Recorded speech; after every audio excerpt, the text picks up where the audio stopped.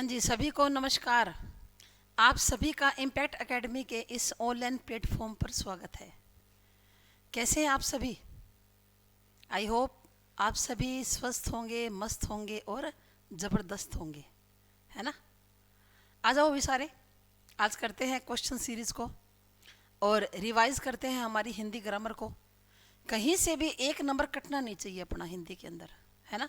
इसीलिए तो हमने ये क्वेश्चन की सीरीज़ शुरू की है कि भाई आपको पढ़ा तो दिया सारा हिंदी के अंदर, लेकिन अब ये जो क्वेश्चन है इनको जब आप करोगे ना तो आपका कॉन्फिडेंस लेवल भी बढ़ेगा। आपको पता चल जाएगा कि आपको क्या आता है और क्या नहीं आता। फिर हम चारों ही ऑप्शन को डिस्कस कर लेते हैं, उसे बहुत फ़ायदा है कि अपने को जो ये टॉपिक है ना और भी अच्छी तरह समझ में आ जाएगा, है ना? तो आ जाओ भाई, करते हैं टॉपिक को स्टार्ट। पहला प्रश्न क्या है हमारा?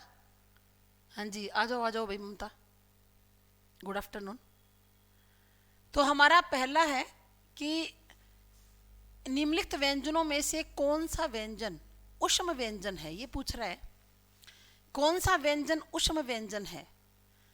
आप लोग जब भी कमेंट करते हो ना जल्दी से किया करो भाई, बस देखते ही एकदम कमेंट कर दो ए या बी, है ना?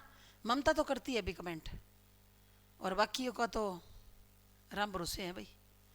तो देखो इनमें से कौन सा ऊष्म व्यंजन है? ऊष्म व्यंजन कौन सा है? डी, यानी कि श। हमने ये पढ़ा था कि ऊष्म व्यंजन कौन कौन से होते हैं, चार करवाया था ना। एक तो श, एक षटकोण वाला, उसके बाद एक ये सपेरे वाला से और है। इन चारों को हिंदी में ऊष्म व्यंजन कहा जाता है, या संघर्षी भी कहा जाता है, या फिर ऊष्म संघर्षी कहा जाता है। क्या बोला जाता है भाई? ऊष्म संघर्षी भी कहा जाता है। किनको? इन चारों को, ऊष्म संघर्षी या ऊष्म संघर्षी, ठीक है ना? फिर ये जो ग है ना, ग, ये क्या होता है भाई? कंठे। ग कंठे वर्ण है। कंठे कौन कौन से? एक तो क, उसके बाद ख, फिर ग, घ और अंग है।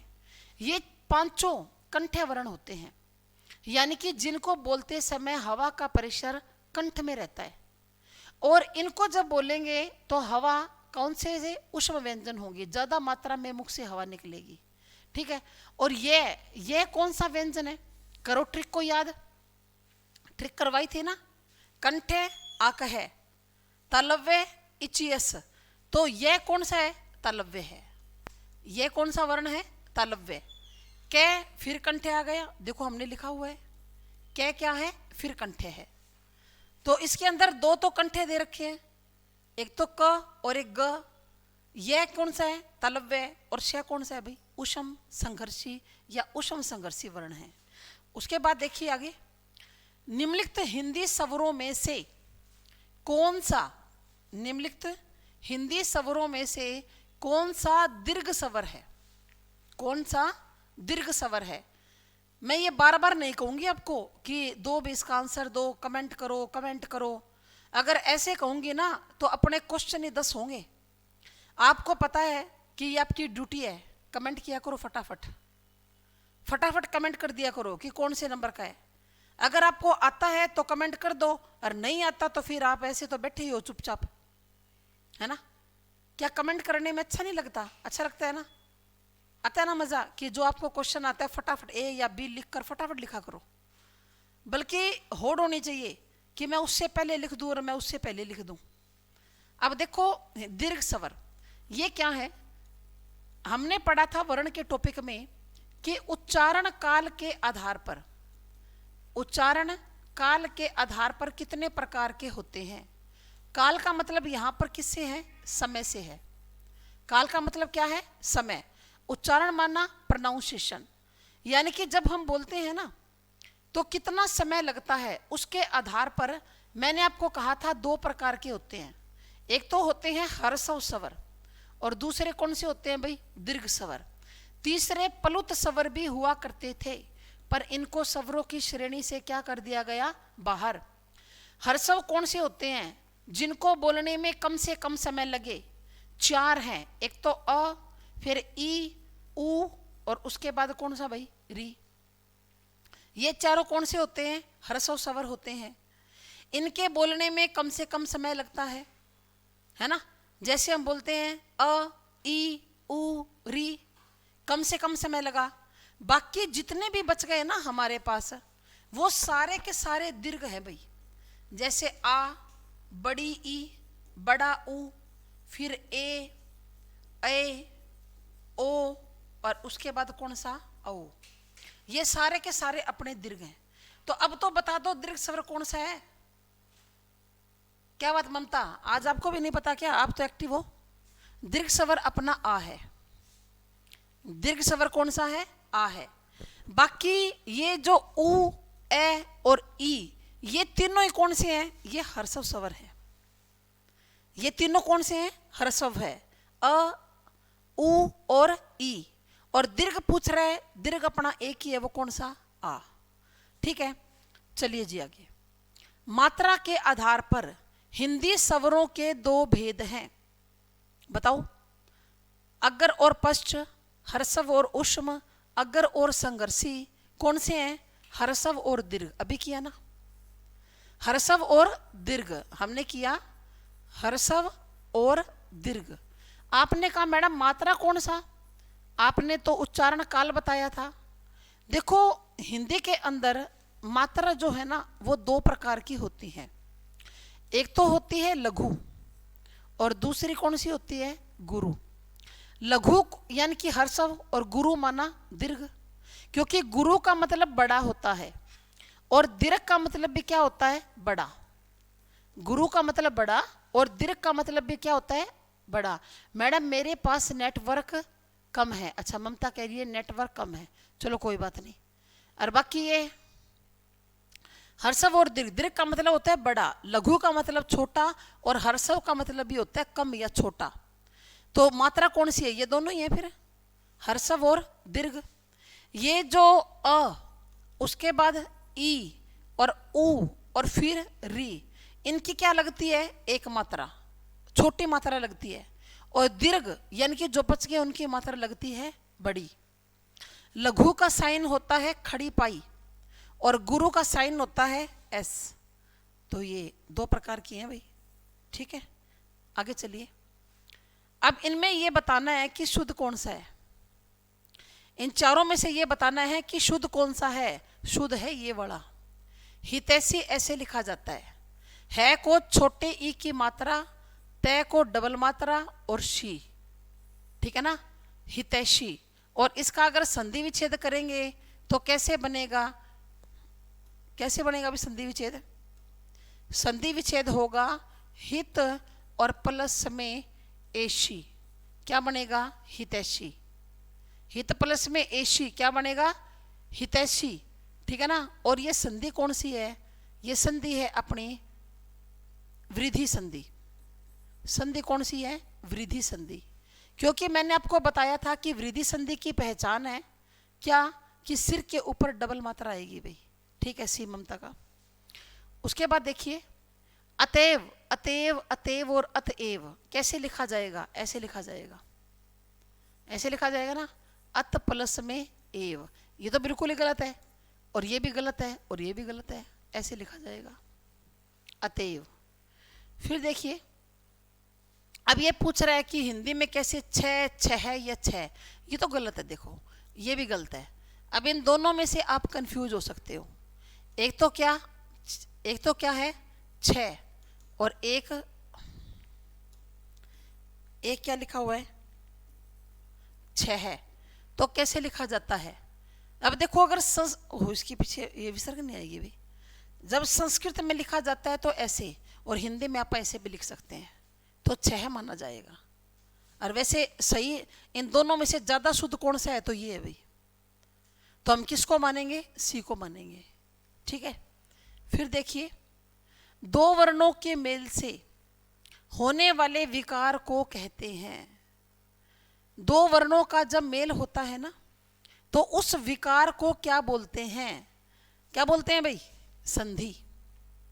दो वर्णों के मेल से होने वाले, संधि में क्या होता है, वर्णों का मेल होता है। संधि में मेल किसका होगा? वर्णों का।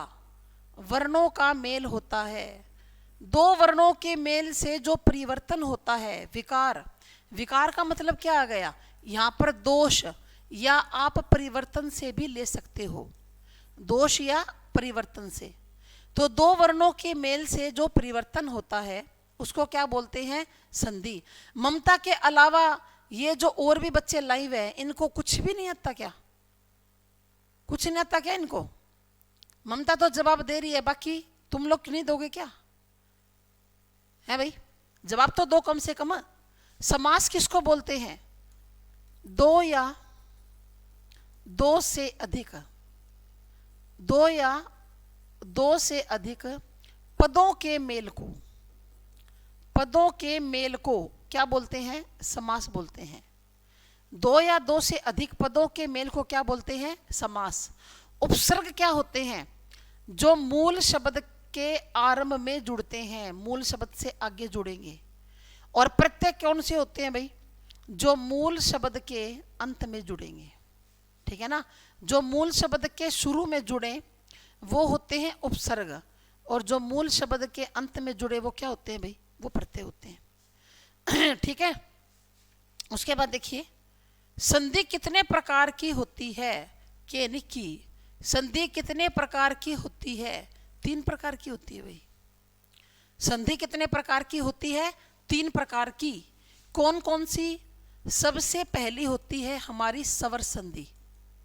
स्वर संधि। स्वर संधि में क्या होगा?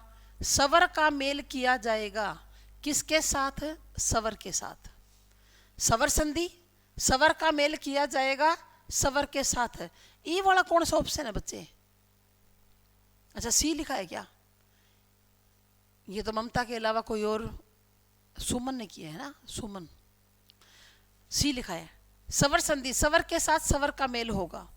उसके बाद हमारी दूसरी कौन सी थी? व्यंजन संधि। व्यंजन संधि में जमा से पहले क्या मिलेगा? व्यंजन। और इसका मेल स्वर के साथ भी हो सकता है और व्यंजन के साथ भी हो सकता है। लेकिन अगर जमा से पहले स्वर आ जाए और उसके बाद व्यंजन हो तो भी व्यंजन संधि होती है। ये कहता है कि जमा से पहले व्यंजन आ जाए और स्वर आ जाए और उसके बाद व्यंजन हो तो भी कौन सी होती है? व्यंजन संधि। उसके बाद नंबर 3 पर हमारी कौन सी है भाई? विसर्ग संधि। नंबर 3 पर है विसर्ग संधि।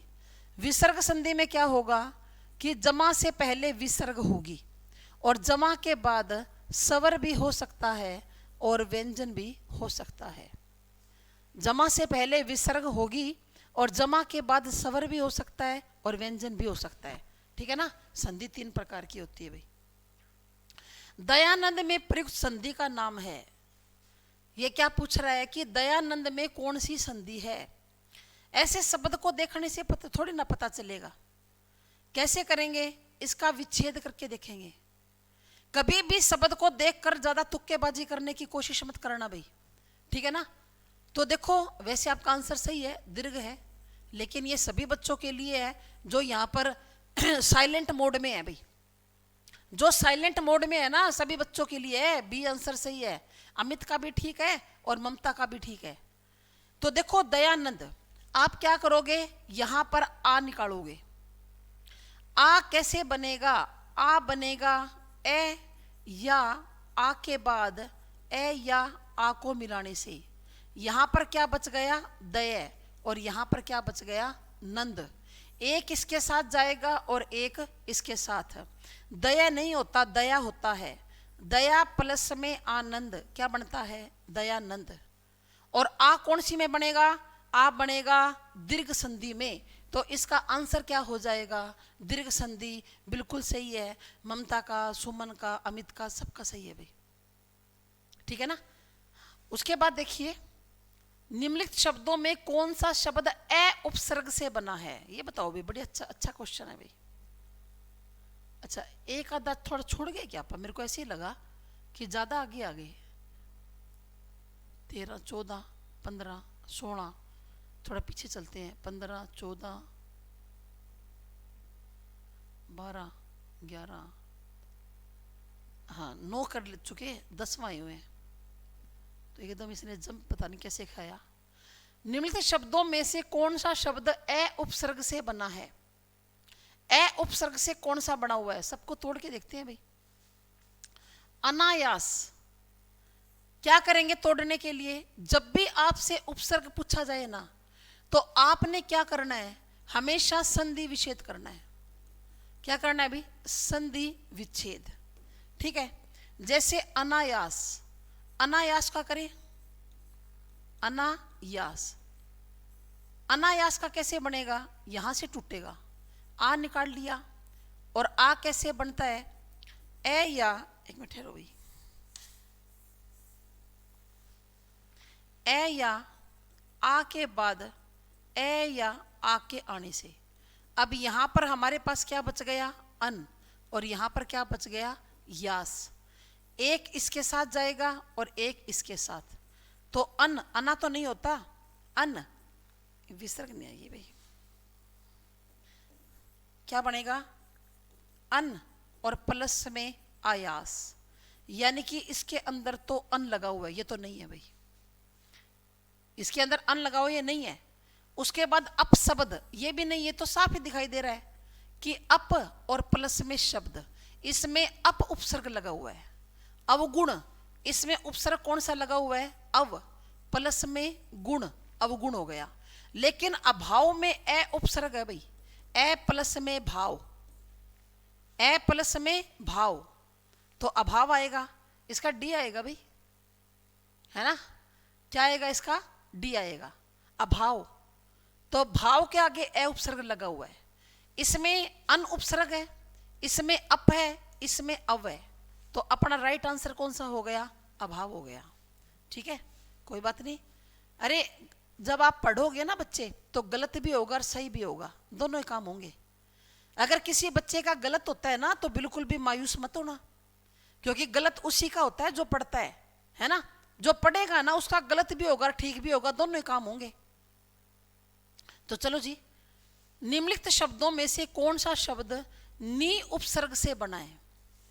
ये कहते हैं कि नी उपसर्ग से कौन सा बना है? ठीक है ना? बिल्कुल, गुड आफ्टरनून भाई सुनील। नी उपसर्ग से बना है। देखो, निर्दोष, निर्दोष का अगर आप विग्रह करेंगे तो क्या बन जाएगा? निर प्लस में दोष। ठीक है ना? नि उपसर्ग से बना है, निर प्लस में दोष। फिर देखो निर्मल, निर प्लस में मल, क्या बन गया? निर्मल। और निरपराध, नि उपसर्ग से बना है, नि प्लस में अपराध, तो ये होना चाहिए नि प्लस में अपराध। ठीक है, तो नी और विसर्ग का बन जाएगा रे, निरपराध बन गया, तो इसमें तो नी लगा हुआ है भाई। उसके बाद नियुक्त, नी प्लस में उक्त। ठीक है, नहीं, एक मिनट ठहरो भाई, नियुक्त का देखने दो, इसको कंफ्यूजन वाली बात होगी।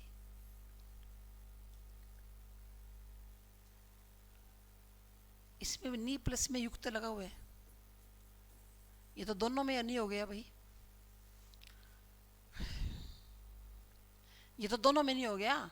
देखो, नी प्लस में युक्त नियुक्त हो गया, और नी प्लस में अपराध निरपराध हो गया, नी प्लस में निर प्लस में दोष निर्दोष हो गया, निर प्लस में मैं निर्मल हो गया। ठीक है, तो ये तो दोनों ही राइट होंगे, ये तो दोनों ठीक है फिर। ठीक है ना? ये दोनों ठीक है, कोई बात नहीं, ऐसा एक आधा हो जाए करता है, कोई बात नहीं, अब ये मिस्टेक हो जाती है। निम्नलिखित में से किस शब्द में उपसर्ग नहीं लगा है? ये बताओ भाई, किस शब्द में उपसर्ग नहीं लगा है? तो देखें, अधिशासी, इसमें तो अधि उपसर्ग लगा है, अधि प्लस में शासी। विनाश में वी लगा है, वी प्लस में नाश। ठीक है ना? प्रत्याशा में कौन सा है? देखें, प्रत्याशा, तो ये के आगे आधा वर्ण है, इसका मतलब, दोबारा लिखते हैं, ये के आगे आधा वर्ण है, इसका मतलब ये के आगे कोई ई थी, तो क्या बनेगा कि प्रति और प्लस में आशा, तो इसमें कौन सा प्रति उपसर्ग लगा, इसमें मैंने क्या बता दिया, अधि लगा, इसमें कौन सा वी लगा। तो प्रशंसा में कोई उपसर्ग नहीं लगा, ये है राइट आंसर। क्योंकि अगर प्रशंसा में प्र निकालोगे ना तो पीछे क्या बच जाएगा, संसा, और संसा का कोई भी मतलब नहीं होता भी, ठीक है ना। तो बी आपका आंसर आ गया, सभी का बिल्कुल सही है। प्र प्लस में संसा क्या बन जाएगा, तो प्र इसके अंदर नहीं लगा, क्योंकि जो संसा है ना, संसा वो कोई शब्द नहीं होता, तो प्रशंसा मूल शब्द है भाई, तो प्रशंसा में कोई उपसर्ग नहीं लगा हुआ, ठीक है। उसके बाद देखिए, निम्नलिखित में से कौन सा शब्द तत्पुरुष समास का उदाहरण है। किसका, तत्पुरुष, तत्पुरुष समास का उदाहरण बताओ। कैसे पता चलेगा, अरे इसका विग्रह करोगे तभी पता चलेगा, ठीक है ना। जब तक आप इसका विग्रह नहीं करोगे ना, कुछ बात समझ में नहीं आनी। कहीं पेपर के अंदर आप बिल्कुल ओवर कॉन्फिडेंस हो जाओ और देखते ही कहते हो यही है जी, गलत हो जाएगा। आप चारों को एक बार देख लेना कि कौन सा है और कौन सा नहीं है, कन्फर्म कर लेना, एक नंबर की बात है भाई। जन्मांध, जन्मांध का विग्रह क्या बनेगा, जन्म से अंधा, यही है भाई, जन्म से अंधा, क्योंकि यहां पर संबंध तत्पुरुष है भाई। कौन सा है, संबंध तत्पुरुष है इसके अंदर, तो जन्मांध माना जन्म से अंधा, यह तत्पुरुष समास का उदाहरण है। बाकी और देख लो, नील कमल, नीला है जो कमल, नीला है जो कमल, कौन सा समास है, कर्मधारी है। कौन सा है, कर्मधारी है। आजन है ना, प्रत्येक जन, प्रत्येक आदमी, आजन का मतलब प्रत्येक आदमी, तो इसमें कौन सा है, इसमें अव्ययी भाव है, क्योंकि अव्ययी भाव समास की मैंने पहचान बताई थी, आगे आएगा, ठीक है। सप्त सिंधु, तो इसका क्या आएगा, सात समुद्रों, सात समुद्रों का समूह, क्या बनेगा, सप्त सिंधु, तो इसमें द्विगु समास है भाई। इसमें समास कौन सा है, द्विगु है। आया क्या समझ में, कि आजन में आ लग गया आगे, तो कौन सा हो गया भाई, अविभाव।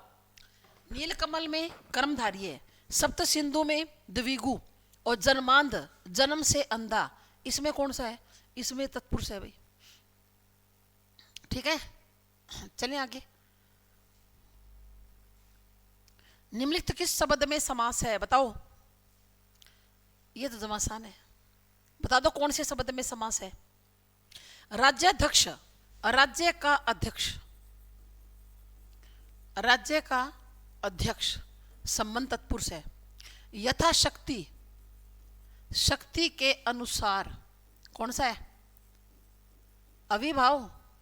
राजा रानी, राजा और रानी, कौन सा है भाई, द्वंद्व, तो कौन सा आ जाएगा उत्तर, उपयुक्त सभी में, सभी में समास है भी, बिल्कुल डी, डी आएगा। उपयुक्त सभी में क्या है, समास है। इसमें तो है तत्पुरुष, ठीक है ना, और इसमें कौन सा है, अव्ययी भाव। यथाशक्ति में है अव्ययी भाव, राजा और रानी में है द्वंद्व समास। ये देखो कितनी अच्छी आपकी प्रैक्टिस हो रही है यहां पर, ठीक है। हाथों हाथ में, अरे ये तो जमा आसान है, इसका तो आपको बताना पड़ेगा भाई। हाथों हाथ में कौन सा समास है, बताना जरा। हाथों हाथ में बताओ, बताओ। हाथों हाथ, बातों बात, रातों रात, दिनों दिन, भागम भाग, धड़ा धड़, बीचों बीच, बताओ कौन सा होता है।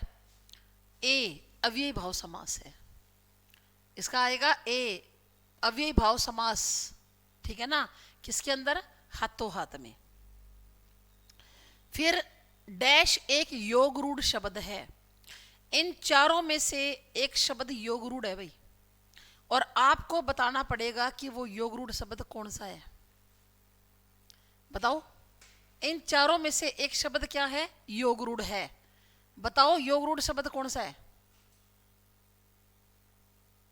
बताइए। इसके अंदर देखो, प्रभाकर, ये तो यौगिक शब्द है। प्रभाकर का कोई और मतलब नहीं होता भी। प्रभा को करने वाला वो प्रभाकर होता है। प्रभा, प्रभा का मतलब क्या होता है, रोशनी। आप अपनी भाषा में कहते हैं ना चानना।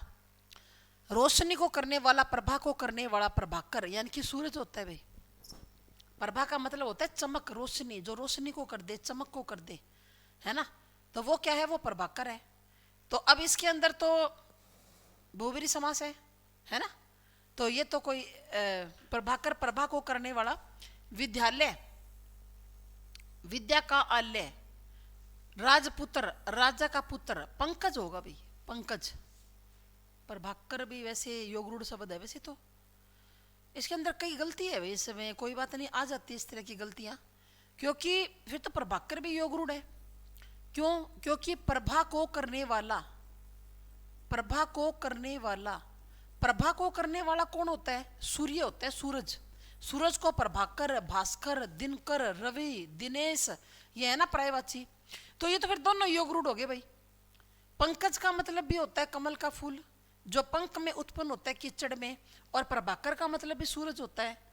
तो फिर तो दोनों योग रूढ़ है। कोई बात नहीं, इस तरह के प्रैक्टिस सेट में गलतियां आ जाती हैं, पर अपना काम है एक एक क्वेश्चन को देख लेना अच्छी तरह से कि इसमें क्या आएगा और क्या नहीं। समझ में आ गया ना, मेरा क्लियर है। चलिए आगे। उसके बाद देखो, नीचे दिए गए विकल्पों में से तत्सम शब्द का चयन करो। बताओ भाई, तत्सम। अब मैंने आपको क्या बताया था कि जहां भी तत्सम पूछ लेना, आप उसके ऊपर क्या लिख लिया करो, संस्कृत लिख लिया करो भाई। क्या लिख लिया करो, संस्कृत, ताकि आप उसके अंदर गलती ना करके आओ। क्योंकि वो पूछ तो रहा है तत्सम, और कई बार हमारे दिमाग में आता है कि अपन ने तो तद्भव बताना है। ठीक है, तो तत्सम शब्द बताओ। अब बताइए, गुलाब, घर, एला और बादल।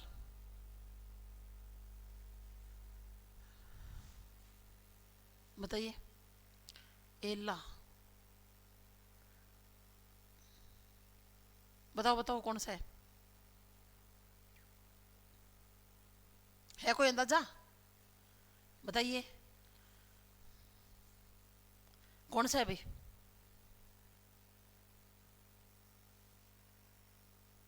शाबाश, जल्दी करो।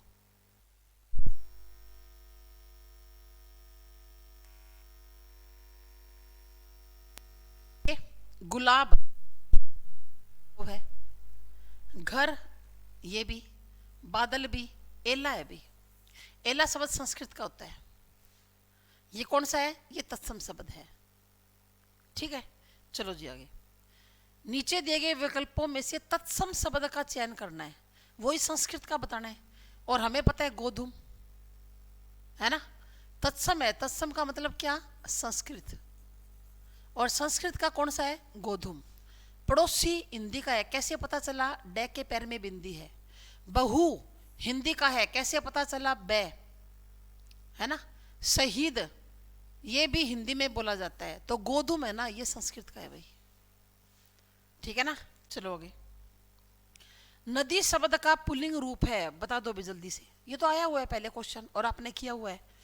तो मेरा सागर, पर नदी का सागर नहीं होता। मेरा समुंदर, तो ये तो एक ही बात है। नहर, मेरी नहर, ठीक है ना, ये तो स्त्रीलिंग हो गया। तो मेरा, नदी शब्द का पुल्लिंग रूप है मेरा नद, ये आएगा, सी आएगा भाई। ठीक है। अहीर शब्द का स्त्रीलिंग रूप है, अहीर शब्द का स्त्रीलिंग रूप है, बताओ कौन सा आएगा, अहीरिन। क्योंकि अहीर शब्द के बाद क्या जोड़ा गया, इन प्रत्यय जोड़ा गया। ठीक है ना, तो क्या बन गया, अहीरिन बन गया। जैसे धोबी शब्द के बाद करते हैं ना, क्या करते हैं, इन, तो क्या बन गया, धोबिन बन गया। धोबिन शब्द के बाद इन जोड़ा तो कौन सा बन गया, धोबिन। वह गंदगी से घृणा करता है, इसमें कौन सा कारक है, बताओ भाई। संप्रदान है, अपादान है, अधिकरण है या कर्म है? ये क्या है बीच में? वह चलता रहा परंतु रास्ता समाप्त नहीं हुआ, जब जब धर्म की हानि होती है तब तब भगवान अवतार लेते हैं।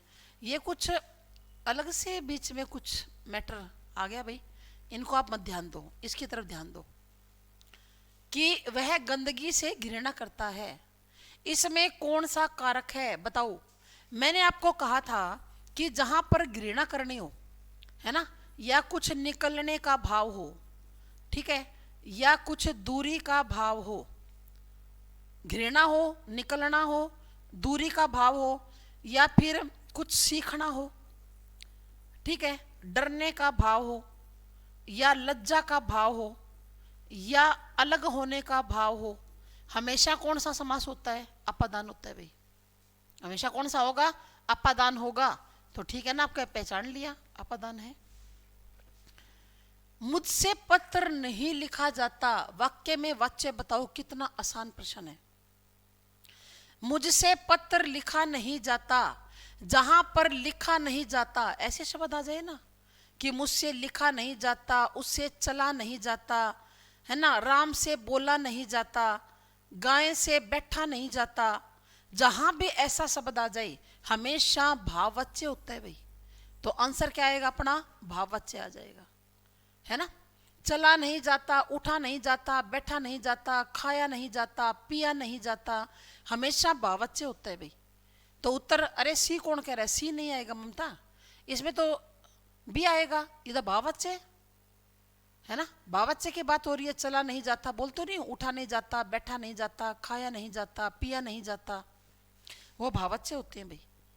उसने कहा कि मैं कल तुम्हारे घर आऊंगा, ये कौन सा वाक्य है? देखो कितना आसान पूछ रखा है।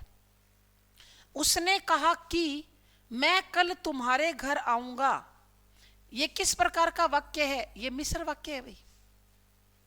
किस प्रकार का वाक्य है? मिश्र वाक्य है। उसने कहा कि, ठीक है ना, उसने कहा कि, तो ये वाला जो कौन सा है? ये प्रधान उपवाक्य होता है। मिश्र वाक्य में क्या होगा? एक तो प्रधान होगा और दूसरा क्या होगा? आश्रित उपवाक्य होगा। दूसरा क्या होगा? आश्रित उपवाक्य होगा। एक तो प्रधान और दूसरा कौन सा? आश्रित। हमेशा वो मिश्र वाक्य होते हैं भाई, ठीक है ना। तो मिश्र वाक्य इसका आंसर आएगा। सरल वाक्य का आपको पता है कि जहां पर एक ही तो क्या हो? उद्देश्य हो, और प्लस में एक ही क्या हो? विधेय हो। एक उद्देश्य और एक विधेय, हमेशा सरल वाक्य होगा। संयुक्त का मतलब क्या? कि जहां पर दो सरल वाक्यों को इकट्ठा किया जाए, एक सरल वाक्य और प्लस में दूसरा सरल वाक्य, दो सरल वाक्यों को इकट्ठा किया जाए तो संयुक्त होता है। चले आगे। कलेजे पर सांप लौटना मुहावरे का अर्थ है, बताओ जरा, मुहावरे तो आते होंगे। कलेजे पर सांप लौटना क्या होगा? निरादर करना? बिल्कुल नहीं। चंपत होना, ये तो भाग जाना होता है, नहीं। लज्जित होना? नहीं। तो आंसर क्या आएगा? ईर्ष्या या दुख से मन बेचैन होना। कलेजे पर कहते हैं ना भाई, राम की नौकरी लग गई तो श्याम के कलेजे पर सांप लौट गया, है ना। तो ईर्ष्या या दुख से मन जब बेचैन हो जाए ना, तो उसको क्या बोलते हैं? कलेजे पर सांप लौटना। चींटी के पर लगना, बताओ भाई, कहते हैं भाई चींटी के भी पर लग गए भाई अब तो, है ना। तो दूसरों को मूर्ख बनाना? नहीं। फिर गायब होना? नहीं। बहुत प्रसन्न होना? बिल्कुल भी नहीं। क्या आएगा? विनाश के लक्षण प्रकट होना। जब किसी का नाश होना हो ना, तो फिर वो उल्टा चलता है। चींटी कोई उड़ती थोड़ी ना है, लेकिन ये कह रहा है कि चींटी के पर लग गए, यानी कि विनाश की तरफ जा रहा है। तो आंसर क्या आएगा? विनाश के लक्षण प्रकट होना। उल्लू सीधा करना, बताओ, ये इसका तो आप सारा दिन प्रयोग करते हैं। अपना उल्लू सीधा कर रहा है भाई। धूर्तता करना, धोखा देना, धूर्तता करना? नहीं। इशारा करना? नहीं। धोखा देना? नहीं। कौन सा आएगा? अपना काम निकालना। हाँ बिल्कुल सही है, डी आएगा, सही है। रविंदर, परमिंदर है क्या है? रविंदर है। मतलब अपना काम निकालना, मतलब अपना उल्लू सीधा करना। अनेक पाप करके पुण्य का ढोंग रचना, इसमें कहावत बतानी है आपको। बहुत सारे पाप कर लिए और अब पुण्य के ढोंग रच रहा है कि मेरे जैसा तो कोई साधु महात्मा ही नहीं है, और पहले बहुत सारे पाप कर लिए, तो क्या कहेंगे कि रस्सी जल गई पर बल नहीं गया। नहीं, ये तो नहीं होता भाई। आगे नाथ ने पीछे पगहा नहीं, आगे कुआ पीछे खाई, ये भी नहीं। आंसर कौन सा आएगा? 900 चूहे खा के बिल्ली हज को चली। हाँ सही है, बी वाला सही है कि बहुत से पाप कर लिए और अब कह रहे हैं मेरे जैसा तो कोई साधु ही नहीं है। सब धान 22 पसेरी, सब धान 22 पसेरी का अर्थ है कि एक नहीं 2 लाभ। अरे नहीं, ये तो कह रहा है कि सारा धान 22 पसेरी का है, तो इसका मतलब क्या आएगा? सी आएगा, ना तो बी आएगा ना ही डी। अच्छा बुरा सबको एक समान समझना, कहते हैं ना कि सब धान यानी कि सारे धान है ना 22 पसेरी के है। पसेरी का क्या मतलब होता है? 5 किलो, है ना? तो सारे को एक ही समान समझ रहा है। अच्छा बुरा सबको एक समान समझना, सब धान आ गया ना, तो सभी को एक समान समझना। और देखिए, एक अनार 100 बीमार। बताओ, किसी वस्तु की पूर्ति कम किंतु मांग अधिक, है ना? तो ये वाक्य नहीं होंगे। स्थायी भावों की कुल संख्या है, कितना आसान है, 9। करवाया हुआ है ना, ये रस का टॉपिक है। रस के टॉपिक में बताया था मैंने आपको कि स्थायी भाव होते हैं और इनकी संख्या 9 होती है, और जो हमारे रस हैं वो भी 9 होते हैं। इनको क्या बोला जाता है? नवरस बोला जाता है भाई। इनको क्या बोला जाता है? नवरस। ठीक है। और देखिए, शांत रस का स्थायी भाव क्या है? शांत रस का स्थायी भाव क्या है? तो निर्वेद, है ना? शांत रस का स्थायी भाव कौन सा होता है भाई? निर्वेद। उत्साह किसका है? उत्साह तो वीर का है, वीर रस का स्थायी भाव उत्साह है। हास किसका है? हास्य का। किसका? हास्य का। क्रोध किसका है भाई? क्रोध है हमारा रौद्र। रस का नाम कौन सा? रौद्र रस। रौद्र रस का तो क्रोध होता है, वीर का उत्साह, हास्य का हास, और शांत का स्थायी भाव कौन सा होता है? निर्वेद या सम। आप सम भी बोल सकते हो, निर्वेद या शम। श्रृंगार रस का स्थायी भाव, ये तो आसान है, रति या प्रेम भी बोल सकते हो। रति या प्रेम, श्रृंगार। और श्रृंगार को रसराज भी कहा जाता है। रसराज माना रसों का राजा। श्रृंगार क्या है? रसों का राजा है। और जो श्रृंगार है ना, वो 2 रूपों में होता है। एक तो संयोग श्रृंगार, नायक और नायिका का मिलना संयोग श्रृंगार है, ठीक है। और दूसरा कौन सा? वियोग श्रृंगार, यानी कि नायक और नायिका का बिछड़ना वियोग श्रृंगार है, ठीक है। तो क्रोध का कर लिया, है ना, रौद्र। जुगुप्सा, जुगुप्सा का होता है घृणा, ठीक है। फिर देखिए, किसको पुकारे यहाँ रोककर अरण्य बीच, चाहे जो करो सरने शरण तिहारे हैं। ये आपके काम का नहीं है। इस तरह का गणाक्षरी काकली कुकली कुछ नहीं आता। चारों चरणों में समान मात्राओं वाले छंद को क्या कहते हैं? ये आ सकता है भाई। जब 4 चरण है, 1 2 3 और 4, और चारों में ही समान मात्रा है, किस में होती है? चौपाई में होती है। कितनी? 16 16 16 और 16। किसको बोलते हैं? सममात्रिक छंद को बोलते हैं भाई, सममात्रिक छंद को बोलते हैं। निम्नलिखित में से सममात्रिक छंद का कौन सा उदाहरण? अभी तो बताया, चौपाई। ये कौन सा है? चौपाई है, ठीक है। तो हाँ हाँ बिल्कुल सही। चलो एक आधा और देख लेते हैं। निम्नलिखित वाक्यों में प्रयुक्त अलंकार का भेद नीचे दिए विकल्पों में से चयन करो। इसमें अलंकार बताना है भाई। धवनी में करके गिरी कंदरा, कलित कानन के लिए निकुंज को, ठीक है। तो इसमें पहले भी ये क्वेश्चन आया था, वृत्तानुप्रास है भाई। ये पिछली बार भी क्वेश्चन आया था, दोबारा रिपीट हो गया, कोई बात नहीं। चरर मरर खुल गए अरर, है ना, इसमें कौन सा है? अनुप्रास है। चरर मरर खुल गए अरर, रव सफूटों में, अनुप्रास अलंकार है। ये तो आसान ही है बिल्कुल, ठीक है। तो अब हाँ हाँ बिल्कुल ये आएगा। अब जो और जो बाकी क्वेश्चन है ना कल करेंगे। बढ़िया लग रहा है ना, हो रही है ना रिवीजन सारे सिलेबस की, मुझे भी अच्छा लग रहा है आपको करवाते हुए। तो चलिए आप सभी का थैंक यू, धन्यवाद। जय हिंद, जय भारत।